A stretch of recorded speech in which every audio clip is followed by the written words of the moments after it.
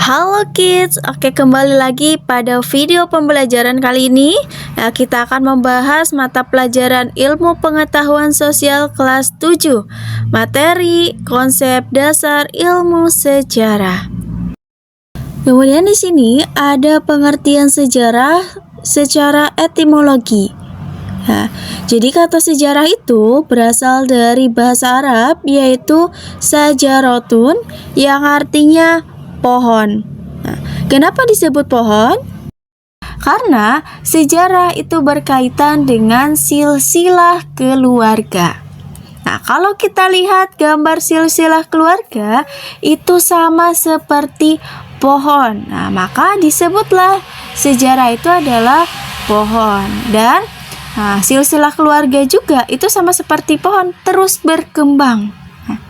Kemudian dari sajarotun diserap oleh bahasa Melayu yaitu sajarah. Kemudian diserap bahasa Indonesia menjadi sejarah. Sedangkan dalam bahasa Inggris itu namanya history. History ini berasal dari kata Yunani yaitu historia yang artinya informasi atau pencarian. Ini filosofi sejarah menurut bahasa Yunani, artinya informasi atau kita bisa mencari informasi di masa lampau. Ini pengertian sejarah menurut KBBI dan menurut para ahli. Menurut KBBI, sejarah adalah kejadian atau peristiwa yang benar-benar terjadi pada masa lampau jadi yang sudah terjadi di masa lampau. Kemudian menurut Sartono Kartodirjo, beliau menegaskan bahwa sejarah adalah gambaran mengenai masa lalu manusia dan sekitarnya makhluk hidup yang disusun secara ilmiah dan lengkap. Ini adalah foto beliau atau Bapak Sartono Kartodirjo. Kemudian ada ciri-ciri ilmu sejarah. Yang pertama, setiap peristiwa sejarah tidak terulang dan sama persis. Jadi kalau misalnya terulang, itu pasti ada perbedaannya. Jadi tidak akan sama persis. Kemudian menjelaskan sebab akibat dari suatu peristiwa, disusun berdasarkan urutan waktu atau kronologisnya, memberikan pembelajaran, identitas, dan pengaruh baik pada diri kita sendiri maupun pada bangsa kita. Kemudian ada unsur-unsur sejarah. Yang pertama ada ruang. Ruang itu adalah tempat terjadinya suatu peristiwa Kemudian ada manusia. Ini adalah hal terpenting dalam sejarah karena manusialah yang membentuk suatu sejarah. Kemudian adanya waktu. Waktu ini kapan peristiwa sejarah itu terjadi. Ketiga unsur-unsur inilah yang membentuk suatu peristiwa atau membentuk terjadinya suatu sejarah. Kemudian ada manfaat mempelajari sejarah. Yang pertama, memahami identitas dan jati diri bangsa. Kemudian belajar dari masa lalu untuk masa depan dan menjadi dasar dalam pengambilan keputusan. Selanjutnya ada sumber sejarah. Sumber sejarah itu ada 3. Ada yang tertulis ada yang bentuknya benda dan ada yang bentuknya lisan.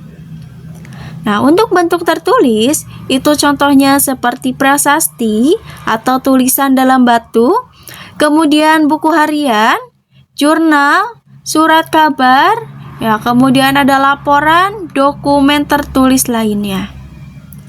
Kemudian ada benda atau artefak, yaitu bisa berupa monumen, ornamen, grafis, fotografis, dan fonografi.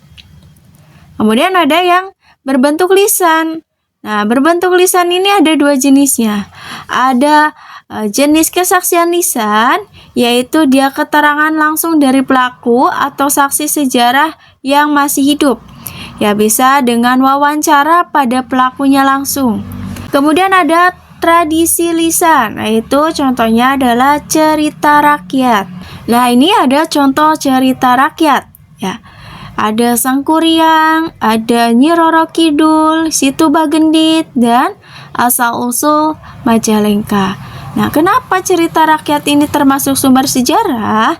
Karena dengan kita mengetahui cerita rakyat, kita bisa mengetahui juga nilai-nilai yang terkandung pada masyarakat setempat. Nah, ini ada ciri-ciri cerita rakyat.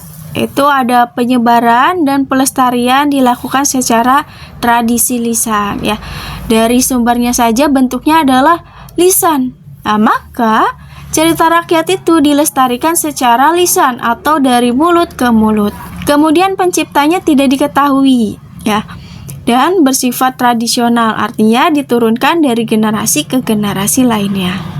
Nah, terdapat perbedaan alur cerita setiap daerah. Jadi setiap daerah itu dia memiliki versi ceritanya masing-masing dan mengandung nilai-nilai kehidupan. Nah, ini relevansi sejarah dengan kehidupan masa kini. Nah, dengan kita memahami sejarah, nah, kita dapat belajar dari keberhasilan maupun kegagalan di masa lalu sebagai bekal menghadapi masa depan. Sejarah juga menumbuhkan sikap kritis, nasionalisme, serta toleransi terhadap perbedaan. Jadi kesimpulannya, ya, kajian ilmu sejarah itu membantu kita memahami masa lalu sebagai dasar dalam membangun masa kini dan masa depan. Sejarah juga mengajarkan nilai, identitas, dan kebijaksanaan yang paling penting untuk kehidupan kita. Oke, itu adalah materi pada video kali ini ya, mengenai konsep dasar ilmu sejarah. Sampai jumpa di video selanjutnya. Dadah.